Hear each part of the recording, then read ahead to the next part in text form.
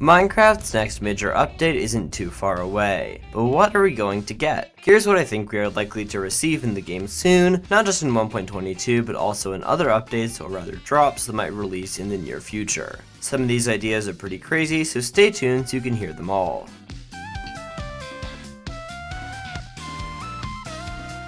Starting off with a common topic, the losers of Minecraft's mob and biome votes. Personally, I think these seem like a perfect fit for Minecraft's new drop system.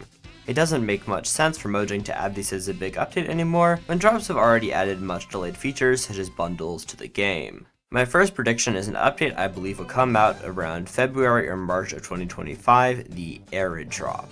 This theoretical release will contain refreshed deserts, mesas, and savannas, complete with all the new mobs that players have been promised. Later on, after the Grand 1.22, a second drop should be released containing many missing features such as updated birch forests, fireflies, and potentially some of the mod vote losers. Mobs such as crabs and mood blooms could finally see the light of day. I'd say the same for the Rascal, but all their time is spent underground so that metaphor doesn't really work. However, one mob in particular might be left out from these additions, and for a very good reason. I'll get back to that later.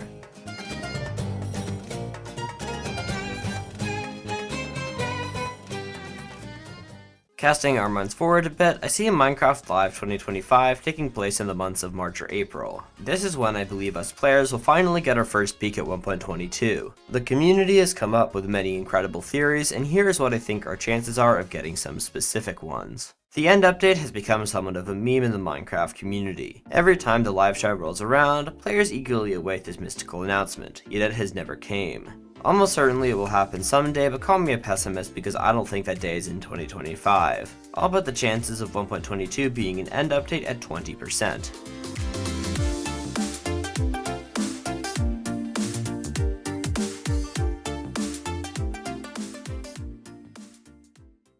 Mojang has a reputation of being unpredictable when it comes to updates.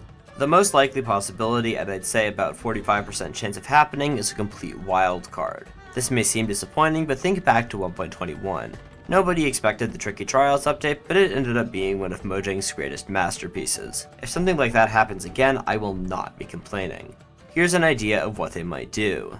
Imagine a new biome called the Ominous Dunes, complete with layered sand, a new type of purplish stone called Omen Shale, and a mob called the Sandstorm similar to the Blaze or Breeze, who can generate and toss around sand to deal damage to players. This could lead to both creative and renewable sand farms and the potential new weapon, the Sand Staff. This would allow the player to slam the ground and create a targeted earthquake at an enemy or other player, which would then deal damage so long as the other entity was touching the ground. Another idea is the Omen Dial, a new compass/clock item that detects when players get bad omen and always points to the last spot the effect was used. This would make for a lore-accurate method of long-distance communication without players needing to share coordinates. Jeb has said that he wants players to not need things such as an F3 screen, and I think an Omen Dial would be a great step towards that goal. It could also be put in a new block with the Omen Shell Altar, which would then release a redstone signal whenever bad omen is used within a world. The altar could also be calibrated via a comparator to only respond to specific levels of bad omen. This would have insanely cool technical applications such as remotely activated Pearl Stasis Chambers. It would also finally give us the Earth Elemental features and potentially a brand new massive structure. Just imagine a giant city is partially buried but still peeking out from below the dunes. This is at the end of the day just an idea. It would be cool, but there aren't many reasons to think that Mojang would specifically add these things. Other wildcard update ideas include a second cave update or the addition of a new class of enemies with a biome and structure all their own. But don't forget to subscribe! Man, what an absurd idea for a wildcard update, am I right? Even a like would go a long way. Thanks, and now let's get back to what I believe is the most likely idea out of all of these.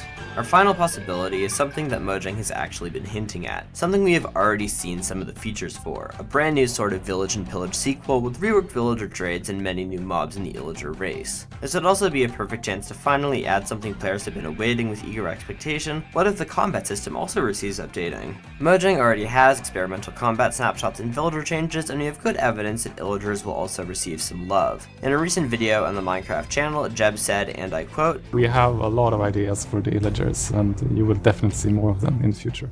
If you cast your mind back to when I was talking about the potential for game drops, I mentioned one specific mob vote mod that may not be added through that system. That mob, of course, is the illager. This mob, known by the community and possibly Mojang in 1.22 as the illager, is a really cool concept for an ice wizard in the illager family. This mob would be a great addition to the game, especially if he drops an item to let us cast his spells. The second forgotten illager I'd like to point out is the illusioner. Already in the game code but not available through the survival mode is this incredible master of trickery. This mob could be found in small huts around the world and would even drop a new item called the Tome, which could be used to take the enchantments off of an item and later apply them to a different piece of equipment. I'd now like to visit another game, Minecraft Dungeons. Illagers are a huge focus in this spin-off. Mobs such as the Geomancer, Enchanter, Mountaineer, and Royal Guard would fit perfectly into Minecraft's list of frightening monsters. And it's not like there isn't precedent for Dungeons features to later make their way into the vanilla game. A little known thing I discovered when revisiting Minecraft Dungeons recently is decorated pots before they were added to the vanilla game. Yep, these containers originated in this spin-off and were later brought over to the Minecraft we all know and love. These features were not found first in 1.20, but back when Dungeons released on May 26th of the year 2020. That was before the Nether update was released. Also, Dungeons has a mob called the Mossy Skeleton, which is clearly an early version of the modern Bogged. Although, to be fair, this was added in a DLC post-release. But still, before 1.21, significantly.